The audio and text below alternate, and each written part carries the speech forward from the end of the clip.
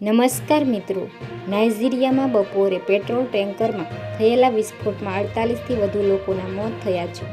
Nigeria અખબાર premium times અનુસાર ઉત્તર મધ્ય નાઇજર રાજ્યમાં બીડા અગાઈ લાપાઈ હાઈવે પર બપોરે લગભગ 12 કલાકને 30 મિનિટે આ અકસ્માત થયો હતો.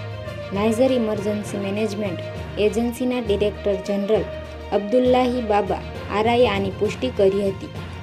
તેમણે કહ્યું કે દુર્ઘટના સ્થળ રાજ્યના ઇગેઈ સ્થાનિક સરકારી વિસ્તારમાં ડેન્ડો સમુદાયથી 2 કિલોમીટર દૂર હતું. અબ્દુલ્લાહી બાબા આરાએ જણાવ્યું હતું કે લાગોસ જતા રસ્તે કાનો સ્ટેટના વુડીલે ખાતે પેટ્રોલ ભરેલ ટેન્કર મુસાફરો અને પશુઓથી ભરેલા ટ્રેલર ટ્રક સાથે અથડાતા અકસ્માત થયો હતો.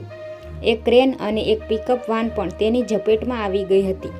તેમણે કહ્યું કે 48થી વધુ લોકોના મોતની પુષ્ટિ થઈ છે. 50થી વધુ ગાય આગમાં ભડથું થઈ ગઈ હતી. ડાયરેક્ટર જનરલે જણાવ્યું હતું કે એજન્સીની ઝડપી પ્રતિસાદ ટીમ અને અન્ય સ્થાનિક કટોકટી વ્યવસ્થાપન સમિતિઓ ઘટના સ્થળે દોડી આવી હતી. મૃતદેહો હજુ પણ ટ્રકની અંદર ફસાયેલા છે. તો હાલ માટે આટલું જ. મળીશું નવી અપડેટ સાથે. જો તમને અમારો વિડીયો પસંદ આવ્યો હોય તો વિડીયોને એક લાઇક કરી દેજો અને ચેનલને સબસ્ક્રાઈબ કરવાનું ભૂલતા નહીં મિત્રો.